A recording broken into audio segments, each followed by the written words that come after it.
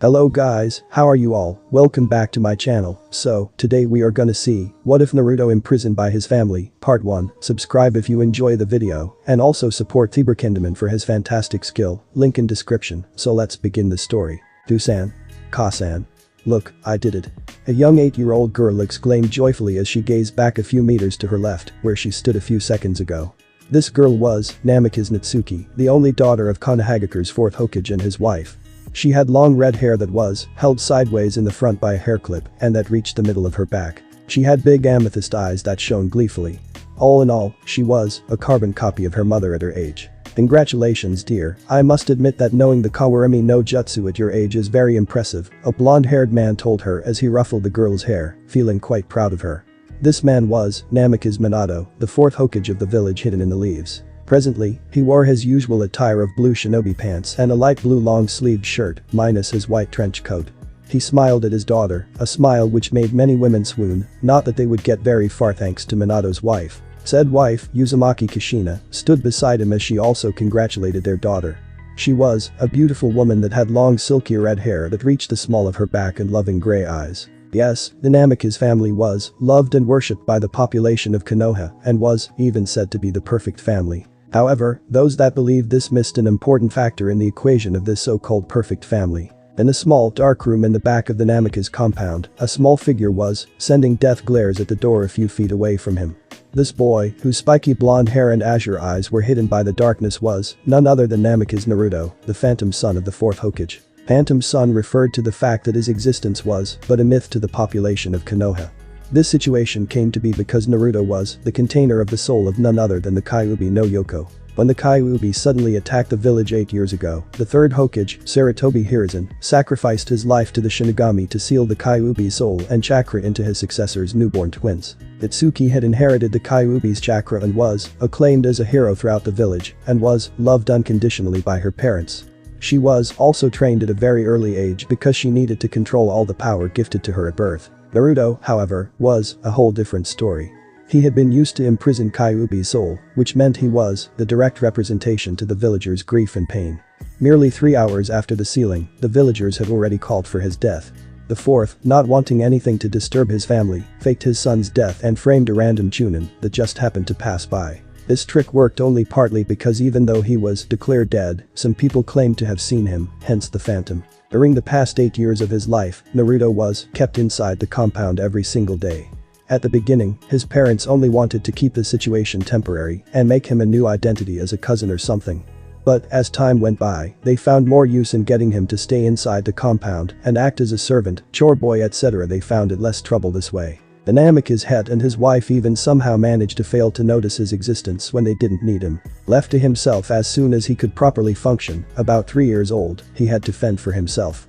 Getting food was fairly easy since the compound had a nearly infinite food source, which meant that the boy was healthy. Getting clothes was impossible for him because the compound was locked from both the inside and the outside. If it was an extra measure if a thief entered or if it was for keeping him imprisoned that he didn't know. So, stuck inside the house, he had to borrow some clothes from his father and fix them so they could fit. He was currently wearing shinobi pants that were cut at the knees and that were kept around his waist by a long beige rope. His upper body was covered by a white t-shirt a few sizes too big. In his early years, Naruto did not mind the treatment and actually enjoyed doing everything he could to help his family and make his beloved sister happy. But, as time went by and the thankful looks and appreciation for his efforts became scarce, inexistent, he started to hate it. He hated that his parents were neglecting him in favor of his sister. He hated that his sister made it even worse by continuously blaming things on him and belittling him. He hated that he was imprisoned by his own flesh and blood for no reason whatsoever. In fact, all his hatred was centered on his family. His sole desire in this lonely place was to escape, to roam free throughout the elemental nations, and to become the greatest, strongest shinobi that the world had ever seen. Without his parents knowing, the young boy had already started his plan. Every time his family left the compound to go train, work, eat out, etc., he would sneak in his father's surprisingly unprotected personal library. He supposed it was because his father got somewhat overconfident in his few ninjutsu skills and learned the few things he could practice in his small bedroom. He practiced there partly because he didn't want to get caught and partly because there was an infuriating seal on all his father's scrolls that made it so that they couldn't be read outside his study. Despite that troublesome setback, he was somewhat proud of his accomplishments. Even if he didn't have anybody his age to measure up to, he wasn't able to watch his sister training. The skills he mastered over the years included the tree climbing exercise, or in his case, wall climbing, the Henge no Jutsu, the Kawarimi, and the Shadow Clone Jutsu. The last technique was the one he was the most proud of because he read that a normal Jounin could only make about 2 or 3 clones, while he could make 5. He knew that he was far from having the skills needed to be able to escape the compound and the village.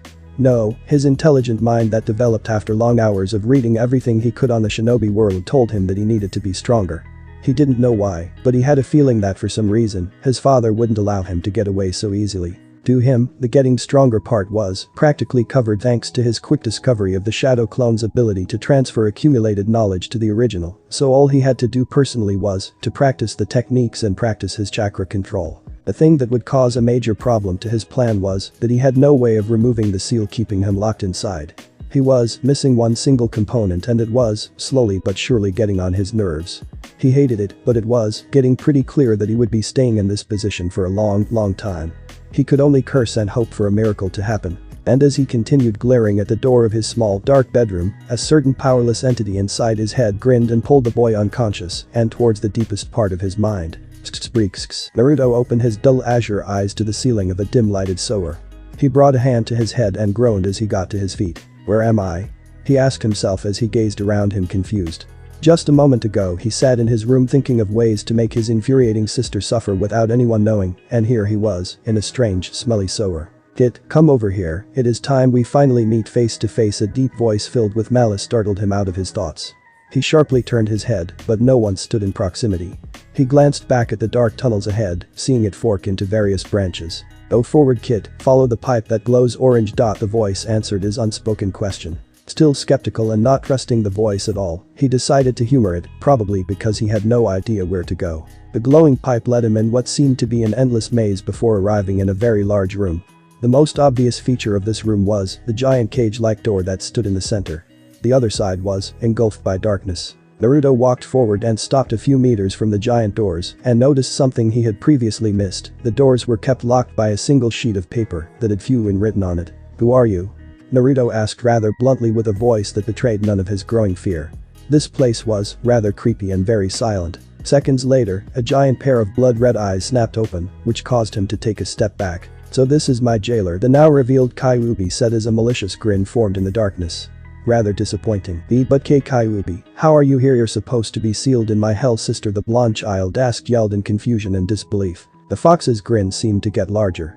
"Oh, you didn't know? Well, surprise." Before Naruto could form any kind of reply, the fox elaborated. "As to how I am here, you will have to thank that damnable old man for that. On that night 8 years ago, he somehow managed to separate me from my chakra and seal me and it into twin babies, you and your hell sister." Naruto promptly fell on his back, stunned. Not even 10 seconds passed before his mind rebooted and gained a tick mark on his forehead, as well as an angry expression. He was willing to bet anything that he was the only person in the entire village that was not aware of this very important fact. "Hell father, treating me like some servant and not telling me things that concern me, I'll make him suffer." Kukuku, Naruto thought darkly as he stood back up, his hair shadowing his eyes. He trained his dull eyes at the fox and asked, "Now, since we are done with the introductions, will you tell me why the hell you brought me in a hell sewer?" "Hahaha. You certainly are right to the point, are you, kid? Fine, I'll tell you, I have a deal to offer." Now that piqued the blonde's interest. "What kind of deal are we talking about, fox?" The Kyuubi continued to smirk maliciously as he answered, "I can help you with your little escaping problem. I have a way to destroy the locking seal." Naruto merely lifted an eyebrow at that. "But what can you do? Right now you're just a chakra-less overgrown furball. I don't see how your sorry face could help me," he said, partially interested and partially mocking. Or the Kyuubi lashed out through the bars with its right paw, which caused Naruto to jump back with his mouth and eyes wide open. Holy shit, that was close, he thought in alarm. Kyuubi glared at the definitely smaller being and snarled, "Shut up, you puny human. I am the mighty Kyuubi. The strongest of the Biju. Even without chakra I could destroy mountains with a flick of my tail and cause tsunamis that will ravage th. Alright, I get it, I'm supposed to hail you day and night and cower in your presence." The blonde interrupted Kyuubi's rant sarcastically, clearly having heard enough. "But could you get to the point? How exactly can you help me destroy that hell seal?" The fox's glare faltered briefly to look away. Naruto could have sworn that he saw the beast blush under its fur, but that's not possible, right? Back when I was being sealed into you by the Shiki Fuin, I managed to lock away a minimal amount of chakra. Don't ask me how I managed because I have no idea, usually nothing bypasses the Shinigami. The embarrassment long gone, the beast adopted a smug smile. My chakra has corrosive properties when mixed with a human's chakra, so the small amount I have left will be more than enough to destroy a simple locking seal. Naruto, who had a growing smirk during the fox's explanation, awarded it with one of the few compliments that he had ever given. Ingenious. This is exactly what I needed to escape this hellhole. You truly are cunning, but tell me, where exactly did you seal the remnants of your power? The Kyuubi looked amused. This child could barely contain his excitement. The glowing orange pipe that led you here, it's actually one of your chakra pathways that I sealed my chakra in. Since you were a baby and hadn't developed your pathways yet, using one of them and separating it from the rest seemed like the best hiding spot. Naruto calmed down a little. He knew it was time to ask. What do you want in return? I know someone like you wouldn't help me for free. The best. The fox said while looking intently at the boy. You will become the best and show the world that even without its chakra, that the Kyuubi is still the strongest and will remain the strongest forever. The blonde boy hummed in understanding while he smirked. His eyes sparked with unbreakable will and determination. I promise, I will become the strongest shinobi to ever walk the land, and this Naruto never breaks a promise. He declared boldly as he pointed at his chest with his thumb. His only answer was another smirk, though this one seemed somewhat grateful. The two remained silent a few minutes, content to just stare at the other, until Naruto realized a not so pleasant thing and broke the silence. Wait a second, if the pipes are my chakra pathways, then that means that we're inside me. Naruto deadpanned, disgusted. The beast snickered darkly. Took you long enough, not giving a chance for the boy to lament about his dirty mind, he quickly added. Before I forget, it might be a good idea for you to have a trump card to get out of the village. The gates are guarded and Anbu patrol the perimeters frequently if I remember correctly. The trump card, Naruto thought, what should I use? Father's signature moves require too much space to practice and are hidden somewhere in his office. I can't obtain a weapon in my position. I don't have chakra paper to see what my affinity is. His right eye was now twitching madly, clearly irritated by the lack of options. A few seconds later, he was broken out of his musings by Kyuubi's deep voice.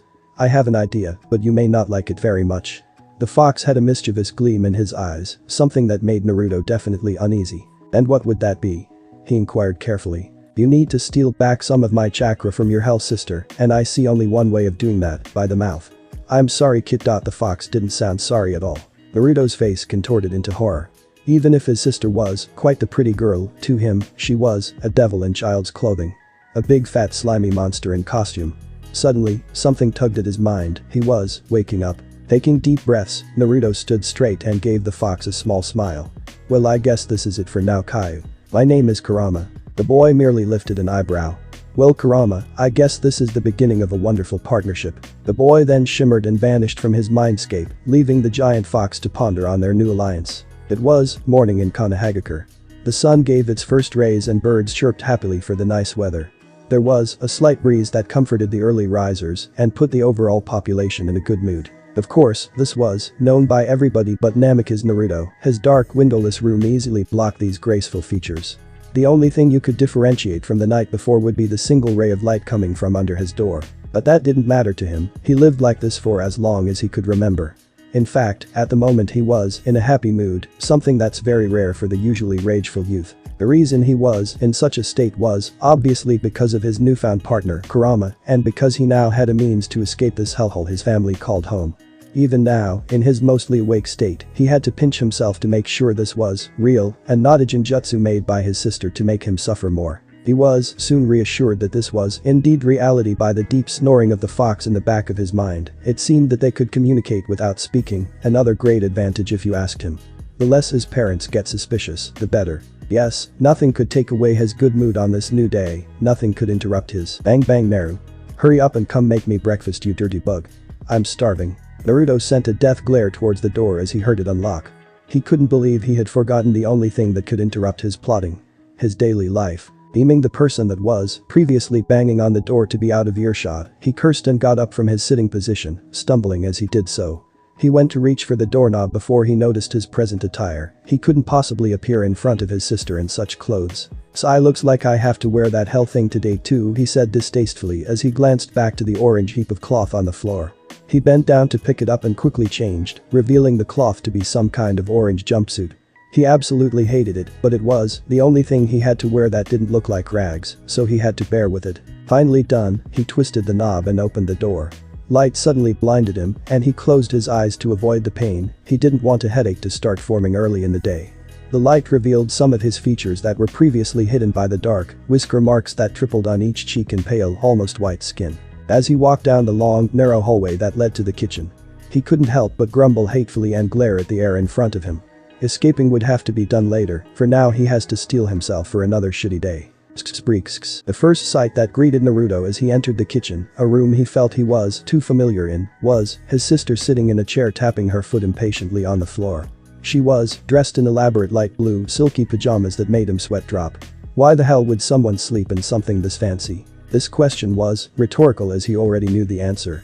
His sister was the kind of person that thought of herself as better than other people and didn't waste time reminding them of it. She was the stereotypical spoiled princess, having their parents in the palm of her hands with her sweet lies and adorable but fake expressions. She always got what she wanted, and when she didn't, let's just say his ears were still ringing from that time. But that wasn't what was worse about her in his opinion. The worst was that she somehow could blame everything she did on him, however far-fetched it may seem. Natsuki saw him enter the room and adopted a sweet smile, one that gave him the chills every single time. "Naru, I expect my breakfast to be flawless this morning, or there may be some unforeseen consequences," she said as if she was a queen addressing a peasant. Naruto clenched his fist tightly and grit his teeth in anger. He hated this feeling of powerlessness. He walked behind the counter where the young girl was sitting and forced his voice to be even and polite.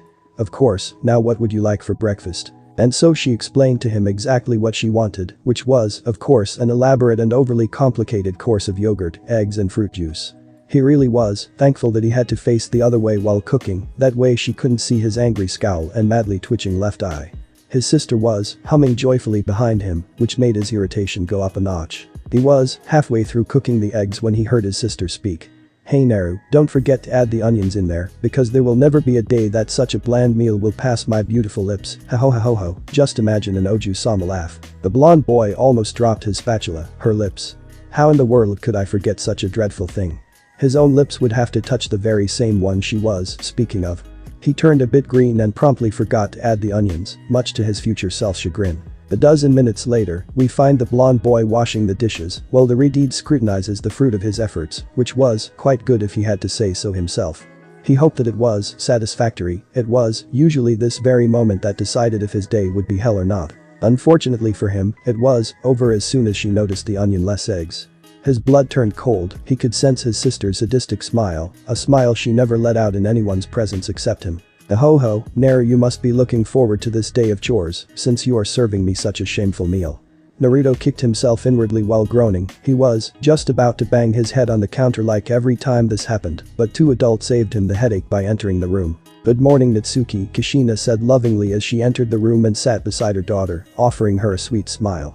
She was clearly unaware of what happened only moments before, as well as the presence of her other child. The latter, however, wasn't new to Naruto as he couldn't remember the last time his mother talked to him. He didn't know whether she chose to ignore him or if there were other circumstances. He didn't care enough to try to find out.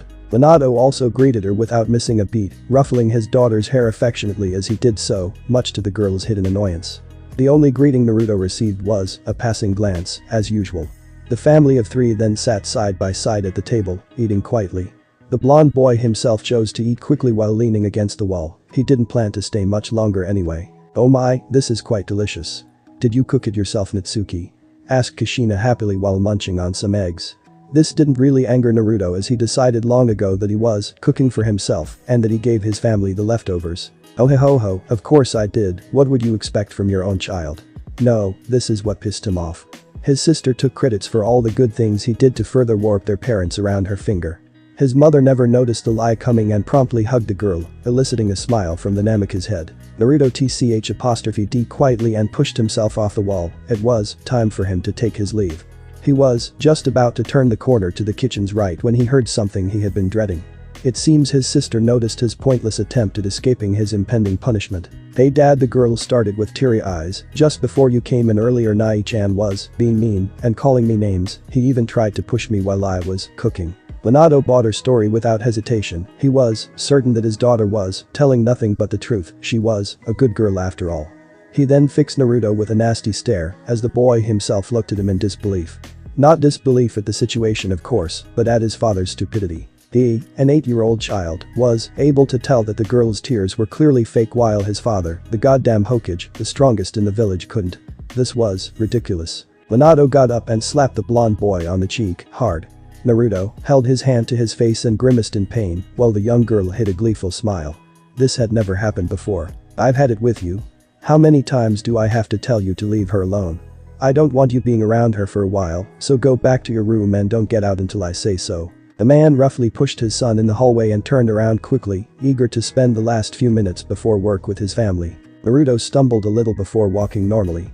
He allowed himself a victorious smirk. This wasn't a punishment, it was a blessing. As he continued his trek, he heard Kurama's deep voice echoing sarcastically in his head.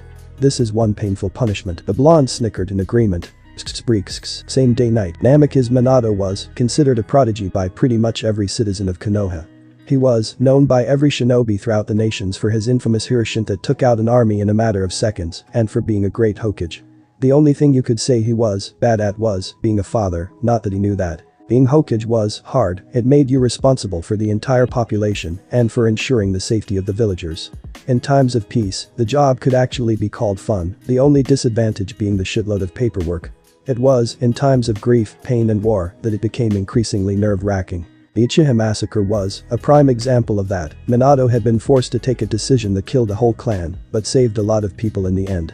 It was after times like these that the Hokage had to shoulder the weight of his decisions and bear the guilt of killing many people. Unfortunately for him, he was in a similar situation at the moment. That was why he was sitting alone in the Hokage tower looking at various documents, the moon shining brightly in the late evening sky. This is bad, he thought while looking at various reports of civilians and shinobi's conditions. It was indeed bad. The document reported that the overall population of the village couldn't perform as well as they should because the grief and pain given to them by the Kyuubi attack was reaching its peak. He could guess that it was because they finally realized that their loved ones were not coming back. How it took so long to acknowledge he didn't know, but it was becoming a problem. And that's not all, he told himself with a sigh, glancing at another report. This one showed the various acts of violence and vandalism by both civilians and shinobi. It seemed that they also had a lot of pent-up anger that they couldn't direct on something successfully. He didn't even need to look at the final file to know that it was about the decrease of good performance on missions by his shinobi. He closed his eyes tightly in concentration and pinched the bridge of his nose. He really didn't know what to do. The Uchiha massacre had only been a clan-wide problem, but this was on a much larger scale. It affected the whole village and the safety of its inhabitants. They were the strongest village. If another village was to somehow get hold of this information, they could be invaded. He had to find a way to make this end. I see you're working hard, Hokage-sama. A voice broke him out of his trance-like state. He looked up with an annoyed expression, but soon felt his eyes soften at the sight of his secretary walking in with a tray of tea. He smiled softly at her. Thank you for staying here to prepare this, Kasumi. She blushed slightly as she set the tray down and bowed to him. No, thank you for doing the best you can for the village. But please don't overwork yourself, we need our leader in top shape every day after all. She said in an honest tone. She then turned around and walked out of the room, closing the door behind her. Minato sighed once again as he picked up his tea and leaned back on his chair. He took a sip and turned around towards the large window, looking at the starry sky. Sensei, what should I do? He asked his absent teacher.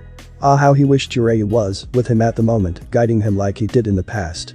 But the Sannin had left the village years ago after learning that the third had died. The blonde Cage could recall the white-haired man's sad look filled with pain and sadness like it was yesterday. One couldn't forget such a look on an important person's face. The only way he knew that Jiraiya was still alive and loyal to the village was the large envelope full of information about the villages and about Orochimaru's whereabouts. However, the man himself didn't come back once. Tsunade wasn't very much help either, as she had disappeared somewhere so well hidden that even his best tracking teams couldn't find her. No, he couldn't rely on the three Sannin for this, he had to find something on his own. He gazed at the sculpted faces on the Hokage monument. What would you guys do? He thought as he looked at his predecessors' faces. Please tell me. They'd answered his call of distress in a rather unorthodox way. Suddenly, three owls passed through the night sky and in front of his own giant face on the monument. Their flight stopped the moonlight from reaching his giant stone cheek in three places, forming a set of whisker-like shadows. Minato's eyes widened. He had the perfect way to deal with this all along, right under his nose.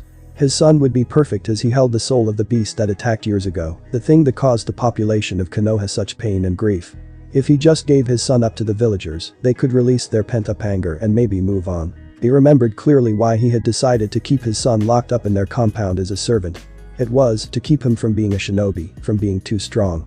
He had been afraid that the Kyuubi in him would influence the boy and turn him against the village to take its revenge. After 8 years of treating his son like he was a servant, he didn't feel like they were related in any way anymore, and thus, he didn't feel any remorse in allowing this inhuman plan. In fact, he was kind of relieved to be getting rid of him. He was more trouble than he was worth anyway. He glanced at his calendar. October 10th was, in 3 weeks, it was perfect for what he had in mind. What he didn't know was that his decision would change the fate of all the nations, but more specifically of one blonde child. Glad to have found a solution, Minato slumped down on his desk and groaned. He would be getting home soon, he needed his 8 hours of sleep to be able to lead his village properly. But Naruto same time, yes, that could work. That could work, Naruto said seriously. He and Kurama had been forming a plan all day, and after many frustrations, they came up with a somewhat good plan. It wasn't perfect, but it was the best they could come up with using the resources they currently had. Right, but you will need to be extra careful not to alert anybody, we absolutely must not get captured. The blonde allowed himself a small confident smile as he replied. Don't worry, with the date I chose, nothing could go wrong. October 10th, the night where Kurama attacked, the day where the population's mood and awareness was at its lowest, information acquired when he overheard his parents talking about it the year earlier. This was the day he would leave this place, the day where he would go out in the world and train to become the strongest. He suddenly had a feeling of intense dread and shivered, but quickly pushed it away. It wouldn't do for him to start doubting his plan. And with that in mind, the countdown towards the fateful day started. 21 days, 23 hours, 59 minutes, 59 seconds, 58 seconds, 57, 56, 5, 4, 3, 2, 1. It's time, Kit. Kurama's voice echoed in Naruto's head. The blonde was currently resting in his room's comforting darkness. He had been training hard for the past 3 weeks and had learned 3 things that were essential to his plan. However, he knew that only 3 new skills wouldn't make him any stronger than a low genin, since he had yet to master them. Furthermore, he was only 9 years old, which made his speed and strength really weak compared to real shinobi. The plan wasn't perfect and he wasn't strong enough to survive a direct battle, but it was time. This is the day he would escape. Right, let's get this started. He said seriously with a bit of excitement. He reached under his old dirty mattress and pulled out a single lockpick, the one he always used. He stood up abruptly, walked towards the door and unlocked it. He took a step outside and took a deep breath. Operation Escape Phase 1, start. Namikaze Natsuki was having a hard time sleeping. Today was her birthday and she had only received a teddy bear from her friend Yamanaka Ino. She didn't get anything from her parents, no gifts, no celebrations and no new jutsus. This was strange, her parents usually fought for who would give her the first present. She sighed and sat up in her bed, glaring at the wall. How dare they forget about me, I'll make them pay for this. Suddenly, she heard 3 knocks on her door. Who dared interrupt her precious resting time? Enter. She said in an annoyed tone. She had every intention of sending the visitor out with a well-placed kick right when they opened the door. The knob turned slowly and Natsuki prepared to launch her attack. However, just as she was about to deliver it, she saw just who it was that came to her room at this hour. She was shocked, never in a million years would she have guessed that her brother would come to see her. Hi. Naruto said awkwardly while raising his hand in greeting. I noticed that you didn't have any super party like you always do, so I figured you'd be upset. The girl balled her fist and asked, angered. What did you come here for, you dirty bug? To make fun of me? The blonde sweat dropped at her short temper. It looks like he found out another aspect of her very complicated personality. No, of course not. I brought you some tea. He said as he presented her the tray of steaming tea that was previously hidden by the door. I thought it would comfort you, I hate seeing you sad. Natsuki took a step back. This was new to her, having her brother care about her this way. She always had disliked her brother because of his lack of usefulness to her, but now she could see that he had some uses after all. Maybe I should order him to bring me some tea like this every evening. Ho, she thought with an inward smirk. She smiled sweetly at her twin, a smile that sent shivers down the boy's spine. Why thank you, I really appreciate it. She allowed Naruto to come in and they both sat down on her queen-sized bed. The blonde served his sister the hot beverage and stayed silent as she sipped it. She sighed happily. This tea was actually quite good and relaxing. Naruto glanced at her and gulped. A bead of sweat rolled down the side of his face. He had to do the deed soon, much too soon for his liking. Ignoring Kurama's amused snickers, Naruto steeled his resolve. Nah, he said, drawing the girl's attention. I have a present for you. Natsuki lifted an eyebrow. "Oh, and what makes you think that I would accept a gift from you?" she asked almost mockingly. "And why would you bother doing this for me anyway? I can see that you hate me." The first part pissed Naruto off, but he didn't show it. He put on a charming smile, albeit a fake one, that confused the retard. "We're siblings, right? Aren't siblings supposed to watch the others back in times of need?" Big purple eyes widened in the dim light. She didn't know how to respond to that. Sensing that he had just triggered the right flag, Naruto pulled her into a hug. This is making me sick," the blonde thought as he sensed his sister stiffening in his arms. He could guess that she didn't receive any of those from other people than their parents. But that little fact didn't matter to him, just a little more, and she would be right where he wanted her to be. "Now close your eyes," he said in a comforting tone. "I want your present to be a surprise." Natsuki nodded slowly. She felt really safe in his presence. She felt like she could trust him, a very unwise decision. She closed her eyes as she heard the sound of ruffling. It wouldn't ruin the surprise. Naruto smirked slightly as he took out a kunai. It was time to initiate the final part of phase 1. He suddenly jumped on a temporarily sightless girl, pinning her arms above her head and sitting on her stomach. Her eyes snapped open, clearly confused at what was going on. It didn't take long for her to figure out once she stared into Naruto's eyes, which lacked their previous concern and gentleness. This was clearly a trap. What do you really want, you dirty bug?" she croaked out as she glared at him. She was trying to sound as if she wasn't bothered, but the fear in her voice betrayed her. The boy raised an eyebrow. "I told you, didn't I? I only want to give you a birthday present," he told her in the same fake honest tone he used before, "and of course, I came to collect mine after all. Isn't it unfair that only you get presents on your birthday?" Before his sister could react, Naruto brought his head down and promptly smashed his lips onto hers, which brought an angry blush to the girl's face. Naruto ignored her death glare and frantically struggled in favor of opening her mouth, a very difficult task when the second party doesn't want to. A few seconds later, he succeeded in prying it open and grabbed her tongue with his teeth so that she couldn't close it. "Hurry up and take over, Kurama. All of this is making me sick." "I'm only 9," the blonde yelled at the giant fox in his head. The fox, who had been trying not to snicker at his partner's predicament, suddenly turned serious as well and nodded. "Right. But that, the blonde allowed Kurama to take over his body by switching their soul's position, meaning that he was now behind the bars and the fox in control. It was a skill based solely on their trust in each other, a skill only made possible by the simplicity of the seal made by the third. In a way, it was like a more dangerous version of Kawarimi. Kurama quickly got to work as he used his soul as a beacon to call back some of his chakra. They both didn't want to take too much as it could possibly kill the girl, something Naruto didn't want, as he judged her attitude towards him to be a result of poor parentage and education. Ridiculous it may be, but that's what he thought. Not even 2 seconds later, like pigeons spotting stray McDonald's fries, 1/6 of a tail worth of chakra came rushing into the blonde boy's body. Pain coursed through the young body as demonic chakra clashed with a human's, but it quickly faded after Kurama sealed it alongside the rest in the separated chakra pathway. The demon and the boy switched places once more, and the boy groaned at the phantom pain. He would need a few minutes to get used to that. He focused back his sight on the girl below him. She was bordering unconsciousness, clearly affected by having some demonic chakra taken away from her balanced but unstable chakra coils. Naruto raised his kunai above Natsuki's head and brought the blunt side down hard on her forehead. Her whole body relaxed as she was knocked out. "May we never see each other again, dear sister," he said as he stood up and exited the room. He walked in complete silence through the many corridors of the compound until he reached the entrance. He looked at the small archway that led to the door, focusing on the small seal painted in black ink on the polished wood.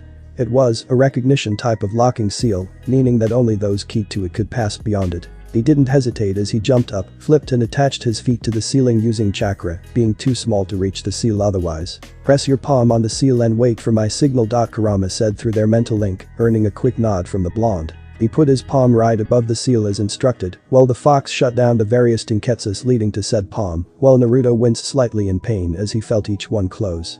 The fox then manipulated a part of his leftover demonic chakra into the boy's arm and yelled, "Now kid. Use it to overload the seal." The boy shut his eyes in concentration and grunted. Practicing with his own chakra did nothing to help him prepare for this. The demonic chakra hurt like hell. Wanting to get rid of the pain, he instinctually pushed it out of his palm and into the seal. Naruto stopped the chakra flow to his feet and fell back down to the ground.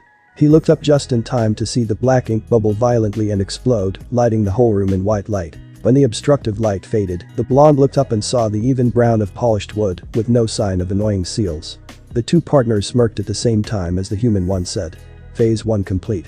Spreeks. 10 minutes earlier, front of Hokage Tower. The adult population of Konoha was confused. Earlier today they were told to assemble in front of the Hokage Tower, but they had no idea why.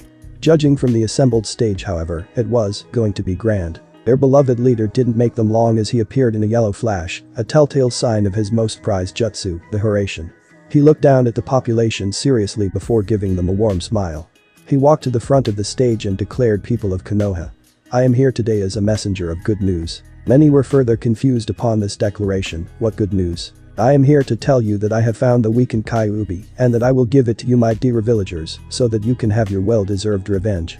It was a lie, of course. He didn't find Kyuubi at all. He just kept it sealed inside his son, which was locked in his compound. The assembled villagers and shinobi stood frozen like statues for a few minutes, having trouble accepting that they could finally avenge their deceased loved ones. Suddenly one random villager yelled, "Hooray for Hokage-sama." That seemed to trigger a chain reaction as several more people began yelling, "Kyuubi's still alive. Let's kill it. Avenge our loved ones." The crowd roared in approval and many shook in anticipation. Revenge, the one thing they all had wished for in the past 9 years, was finally going to be granted to them on a silver platter. Minato smirked at their positive reaction. He was sure that after that they would be back to their original state of mind and serve the village better. He raised his voice above all the others, his voice dripping with charisma as he said, "Go prepare my dear villagers, for I will be releasing it inside the village's perimeter. But that you will be able to enjoy trapping it and making it feel fear. The same fear that you felt all those years ago." Many of the people roared in approval once again, having sadistic thoughts about making the weakened beast suffer in all ways imaginable. However, one of the less excitable and more rational shinobi, Shikaku Nara, stepped up and gave his opinion. "A chase like this is way too troublesome. Why can't we just kill it now and finish this quickly? I want to go back to sleep." Several shinobi agreed with this, not because they were sleepy, but because they agreed that killing it quickly would be the most efficient method of getting rid of the demon.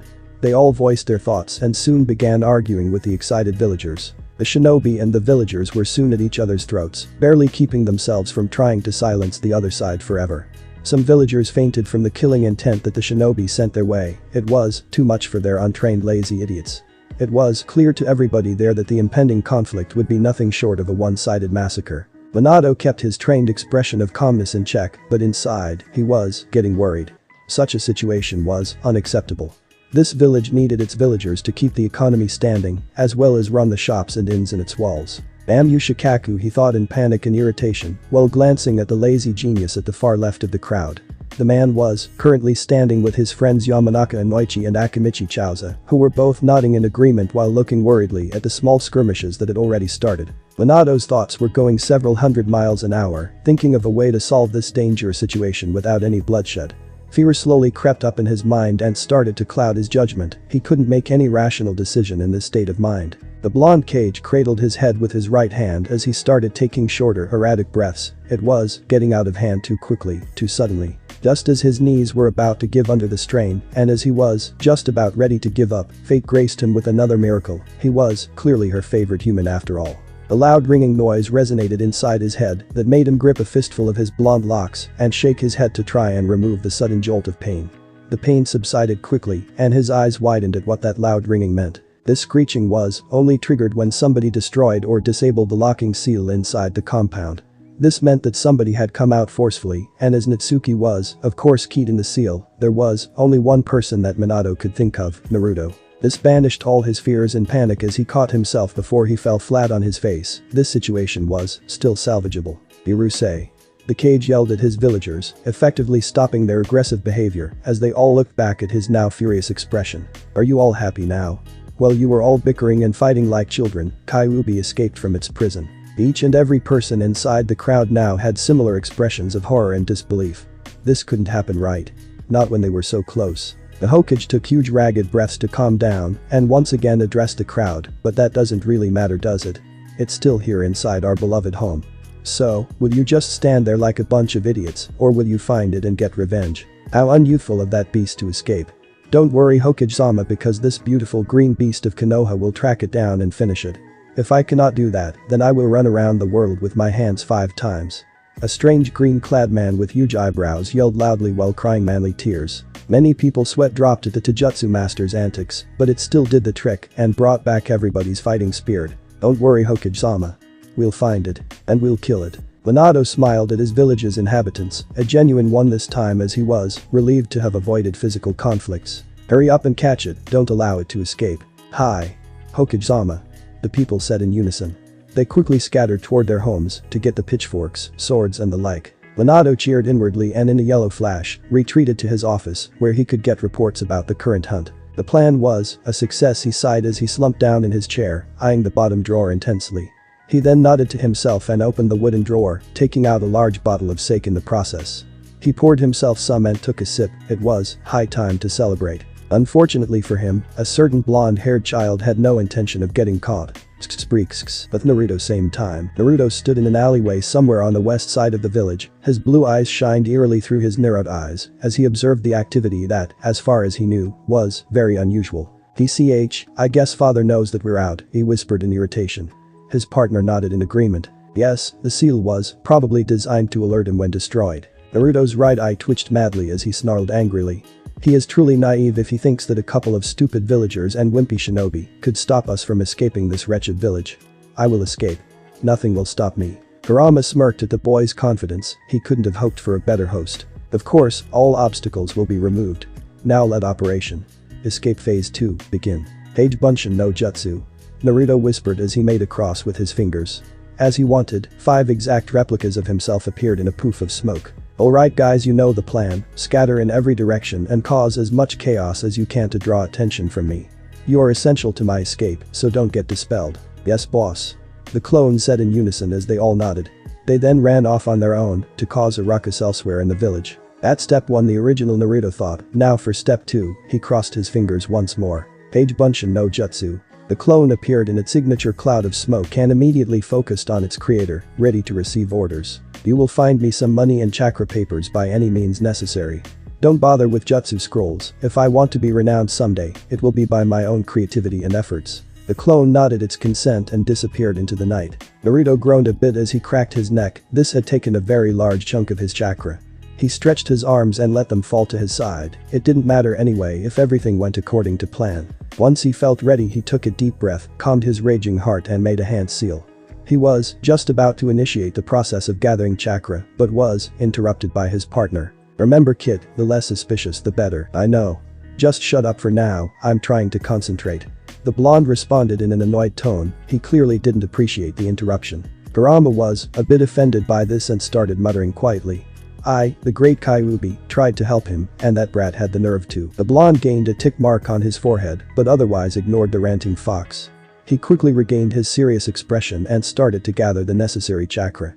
A light blue hue soon surrounded his body as he whispered in determination. Here we go. XXXXXX. Of clone A 5 minutes after creation. The clone didn't know how he ended up in this situation, but he was quite certain that his current predicament was anything but positive. Indeed, the 20-something snarling and growling dogs, very large dogs, didn't look friendly at all, nor did their equally terrifying owners. The murderous aura emanating from them was wild and suffocating for the poor clone.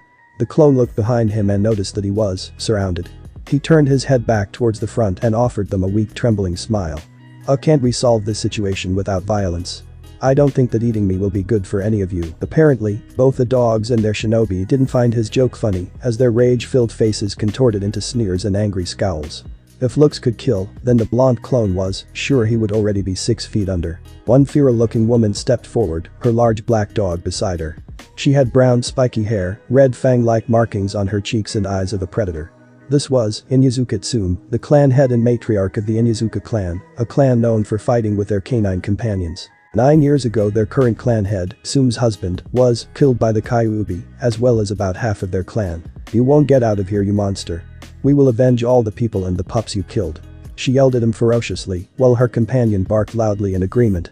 The other members of her pack roared in agreement as they shouted profanities. Clone A started sweating profusely. He was done for.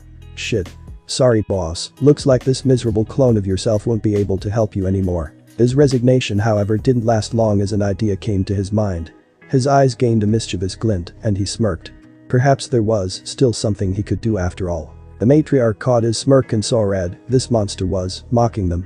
I've had enough of you.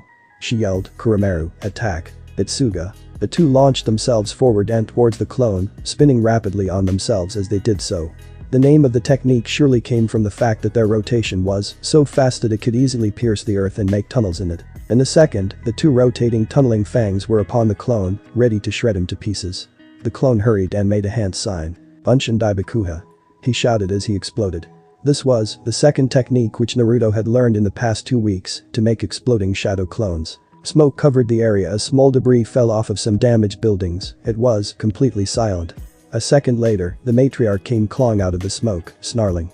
She had suffered little damage from the explosion as her technique's rotation protected her body. The same thing could not be said about the rest of the clan, as many of them were on the ground moaning in pain or clutching their injuries. This enraged Tsum even further as she went berserk and went to take out her anger on a poor innocent wooden post that was nearby.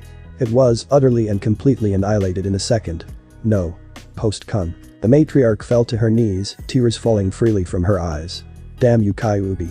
Even in death you cause us pain. She wasn't the only one that let loose her emotions, as many others began to cry in sadness and relief at finally being rid of the Kyuubi. Unfortunately they were wrong about that, but they didn't know that. And a small voice asked the clan head, Kasan, is it gone now? The woman looked to her side and saw her 15-year-old daughter, Inyazuka Hana. The girl was currently rubbing her sleeve over her eyes to remove the tears she had shed. The woman offered her a genuine smile. Honey, yes, it's gone. The girl smiled back and embraced her mother, both happy that it was over. Yes, for them it was over, but not for a certain blonde and the rest of this village. XXXXXX. With clone B 7 minutes after creation. Get the attention away from the boss. Success. The clone thought smugly as he ran away from an angry mob, ducking and evading the various weapons thrown at him. However, his expression soon morphed into an annoyed frown as he looked over his shoulder. But why? Why is there so hell much of them? He had a very good reason to be annoyed as the mob chasing him, which strangely seemed to be composed entirely of civilians and no shinobi, was very large. There were at least 1 if not 200 angry villagers carrying pitchforks, swords which he doubted they knew how to use, and even spears. He found it hilarious that they carried such weapons as they weren't fast enough to get close enough to strike. He also took great joy in reminding them of this little fact and mocking them at each chance he got, which enraged them even further. The clone ducked under a kunai and turned right at the corner. He kept the same speed and didn't try to lose them as it was his job to lead them away. The civilians didn't realize this as they continued to charge after him, glaring at his back. One man threw a bunch of shuriken that sailed high in the air and went straight for the blonde. The clone was surprised, perhaps not all civilians were skill-less trash after all. He guessed that the man had been training with weapons to defend himself, a wise choice, considering that this was the most powerful ninja village in the world. Hell, looks like there's only one of you who can throw, the blonde told them as he looked over his shoulder, a mocking smirk adorning his face. But I shouldn't be surprised, you dumb idiots are just a bunch of stupid civilians. This of course pissed all of them off, so they doubled their efforts to catch up to him so that they could make him suffer. The blonde, who was still looking over his shoulder as he ran, snickered at seeing their red angry visages. You should stop trying already, I told you it's impossible for a bunch of weaklings like you to ever catch up to. We've got you now, demon. A loud screeching voice came from about 100 meters in front of him. The blonde winced as his eardrums rang and whipped his head back around. Much to his displeasure, there was another huge mob oozing out of the side street. The most noticeable person was, obviously, Haruno Sakuya with her obnoxiously pink hair and heavy makeup. She was currently at the head of the mob and wielding some kind of metal staff. If he had the time to do so, the clone would have sweat-dropped and laughed at her without shame. In his opinion, she looked more like a clown than anything. Ignorant of the clone's thoughts, the pink-haired banshee smirked sadistically, thinking that they finally had trapped the little idiot. Another woman from behind him was more than eager to remind him of it. You're trapped, you demon. You can't escape. The clone, who was now only about 10 meters from being impaled by the front mob's weapons, merely laughed out loud in mirth. These people were hilarious. I don't know who you think you are, you hell banshee. He jumped slightly, moved his head to the right to avoid said banshee's raised weapon, and lifted his right foot, which impacted with the woman's enraged face. But know that it's impossible for fools like you to ever catch me. He used the woman's face as a springboard and flipped himself high above the mob and onto a rooftop. With a chuckle, he turned to face them as they came to a stop. He smirked at them. Come down here, you demon, so that we can kill you. Yeah. Come down here, you nonsense. Howard. The blonde raised an eyebrow and chuckled once again in amusement. Were they so stupid that they really believed he would come back down? He reached into his pouch on his right hip, stolen from his father of course, and took out a few purple smoke bombs. He grinned as he raised his hand high in the air, displaying the purple spheres to all people there. Rejoice, my friends. Because today is the day you will remember as the day you almost caught the great Naruto. And with that clone B threw the smoke pellets at his feet, creating a large cloud of purple smoke. Hidden from view, he dashed in a random direction, hoping that the next people he saw would be as amusing as these ones. Once the smoke cleared, the villagers were outraged to see that the so-called demon vanished, but none more so than one Haruno Sakuya, who still had a very noticeable foot imprint right smack down the middle of her face. He went in that direction. She screeched while pointing at the complete opposite direction than where the blonde clone was heading. The civilians roared and stomped off, shouting profanities along the way. XXXXXX of Clone C 10 minutes after creation. Clone C cursed inwardly as he gazed at the man in front of him. The man was the weirdest thing he had ever seen in his entire short life. He had a bowl-shaped haircut, a manly visage and was wearing a green spandex suit and orange leg warmers. However, his most prominent features were definitely his humongous eyebrows. Naruto could have sworn that he saw them move, and that seriously creeped him out. The two were currently staring at each other, with Naruto having his back against a wall, and the strange man smiling with his hands on his hips. A minute ago the man had appeared in front of him screaming, which had freaked out the blonde enough to make him scream like a little girl. The man suddenly raised his left hand in front of him, with the fingers pointing up and the palm facing him. He placed his other hand behind his back with the palm facing up and bent his back forward a little. This was the Goken Taijutsu stance, a taijutsu that aimed to break bones and deal massive damage. Take your stance Kyuubi, for I Mido guy will be your opponent. The clone sweat dropped. Why do I have the feeling that this guy is the worst opponent I could have? The clone readied himself and lifted his fists in a boxing stance. Alright, I'll fight you. The man nodded and disappeared from view. The clone didn't even have time to wonder where he was, as the man kicked the wall right beside his face. Dynamic entry. Guy shouted as the blonde looked like he was about to be hit by a car. Rin's face from Ao, no exorcist opening 1. The clone turned his head robotically towards the foot a mere inch from his face and promptly let himself slide down the wall and land roughly on his behind.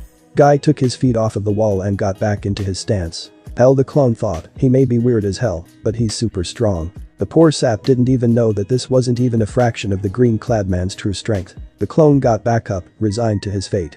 He knew he wouldn't last long at all, but the longer the man was away from the original the better. XXXXXX of Clone D 10 minutes after creation. Naruto had always hated birds.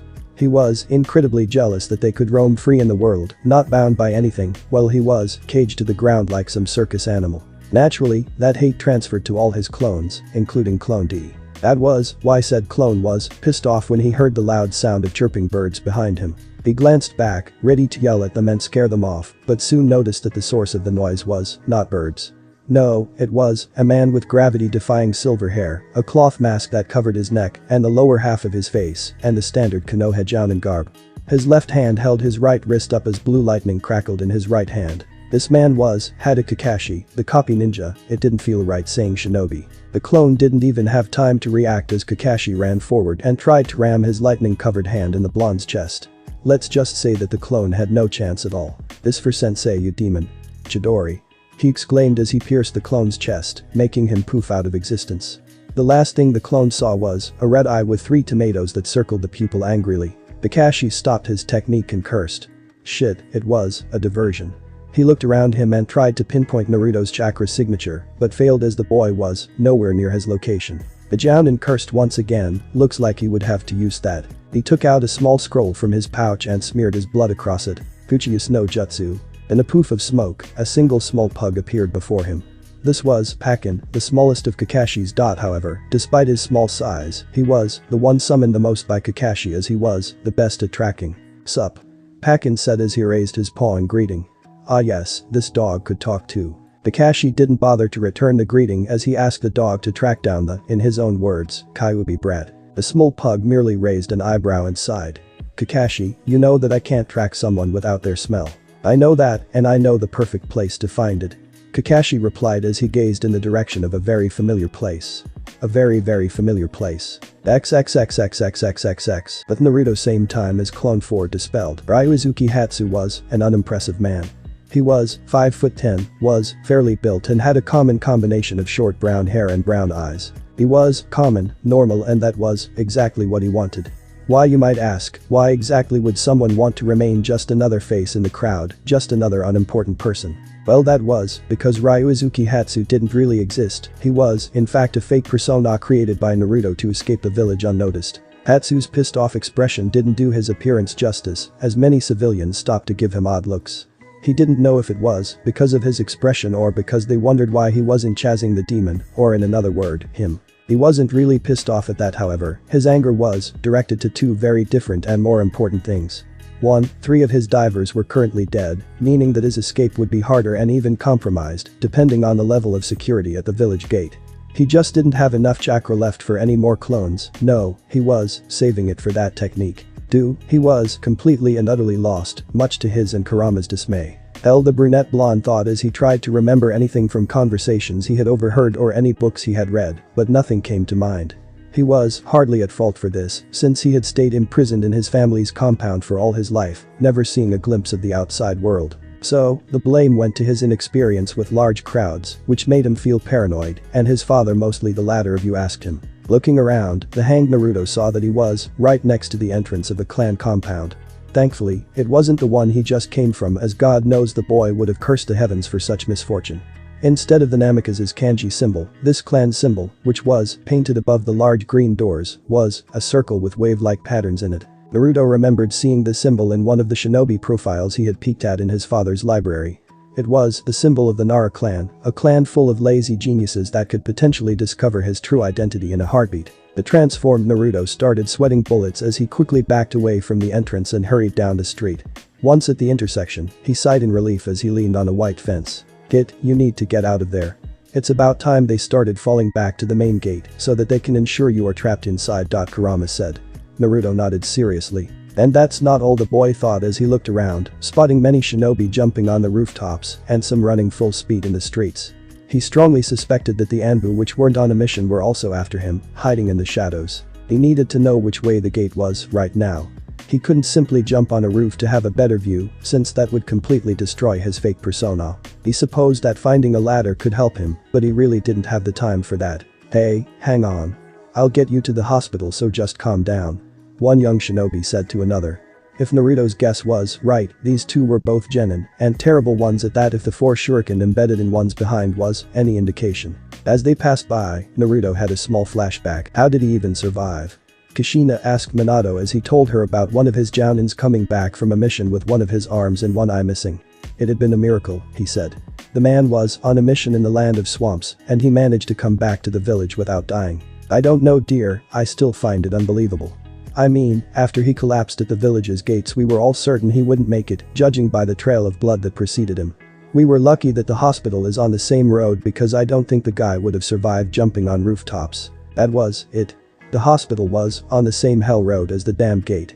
Now he just had to follow these guys and ditch them once he was on the right path. Hey you guys. Let me help you out, I'm sure we'll get there quicker if we're two." The transformed Naruto called out in fake concern. He was getting good at acting if he did say so himself. After all, he did manage to fool his damnable sister. "Your sister is just a little spoiled brat, you shouldn't be taking any pride in fooling someone like her," Kurama chuckled darkly as Naruto ran to the two awaiting genin. This pissed off Naruto a lot, but he still managed to keep his calm and kind expression, fake of course. There would be plenty of time to yell at stupid giant furballs when he was out of Konoha. "Ah, thank you, your help would be appreciated." The one carrying the injured one smiled kindly at him, which caught him off guard as sincere smiles and kindness were alien to him. He didn't show it, however, as he slung the skeptical-looking injured guy's arm over his shoulder and started walking through what seemed like a maze. Naruto thanked whatever deity that was watching over him that he had stumbled upon these guys. He certainly wouldn't have been able to find his way to the front gate if he didn't. Once they arrived in front of the large hospital, the two thanked him and hurried inside, where a nurse immediately took them to a separate room. Happy to be free of the two idiots, he thought they talked way too much. The still disguised Naruto walked back to the road and glanced at the large gate that loomed in the distance. Seeing that many people were running everywhere like headless chickens, no doubt looking for him, Naruto took the initiative and started running as well. However, he knew exactly where he was going, unlike the villagers. Naruto ran past several stores and restaurants at a moderate speed. He zigzagged through the crowds, mindful of not touching any of the people there. He really didn't want them to notice him and decided to strike a conversation. As he passed in front of a large grocery store, something red caught his eye. He shifted his attention to the entrance of said store and his eyes widened a bit at what he saw. It was his mother, no doubt just having finished her shift at the hospital, coming out with a huge bag of groceries that she carried like a backpack. She stepped out and onto the street, making her way to the middle. She was getting close to him now. He had better pass by quickly and pay her no mind, lest she recognized him. The moment that they passed by each other, they locked eyes.